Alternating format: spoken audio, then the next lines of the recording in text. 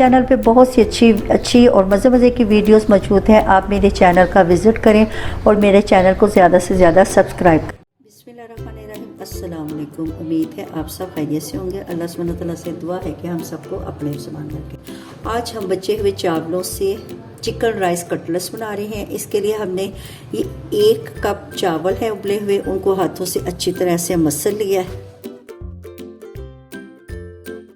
ये 3 उबले हुए आलू हैं और उन्हें ग्रेटर से ग्रेट कर लिया। ये 1 पाव उबली हुई चिकन है और इसको यूं श्रेड कर लिया। ये 3 अदद हरी मिर्चें, उनको बारीक बारीक चॉप कर लें। ये 2 टेबलस्पून हरा धनिया। अब इसके अंदर हमने मिर्च मसाले शामिल करने हैं। 1 टीस्पून भर के नमक का डालना है, कुटी मिर्च, काली मिर्च हाफ टीस्पून। अब इनको अच्छी तरह मिक्स कर लें। नमक मिर्च आप अपनी पसंद से कम या ज़्यादा कर सकते हैं। अगर आपको इसमें नमक मिर्च कम लगे तो आप और शामिल कर सकते हैं। बाहर के ये हमें कॉर्नफ्लोर के डालने हैं। कॉर्नफ्लोर से ये होगा, ये जो हमारे चिकन राइस कटलेट्स हैं वो क्रंची बनेंगे। हाथों का हल्का सा ऑयल हमने लगा लिया और ये देखें यूँ ऐसे दबा के यूँ ऐसे कटलेट्स की शेप दे रहे हैं।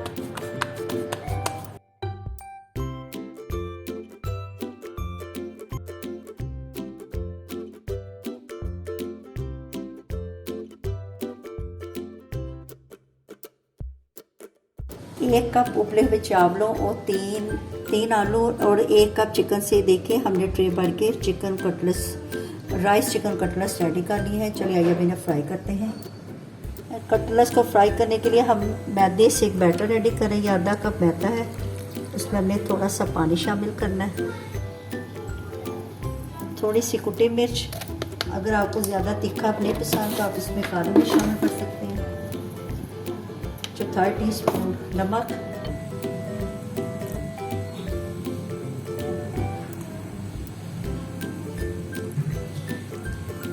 ये जो हमारा बैटर है ये ना ज़्यादा पतला हो और ना ज़्यादा गाढ़ा। तो देखिए ये भी गाढ़ा लग रहा है, इसमें मैं थोड़ा सा पानी और शामिल करूँगी।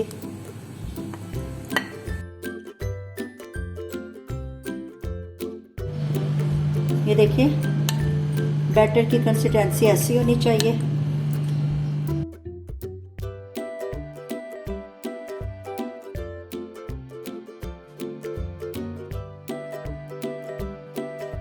ऑयल हमने गरम कर लिया।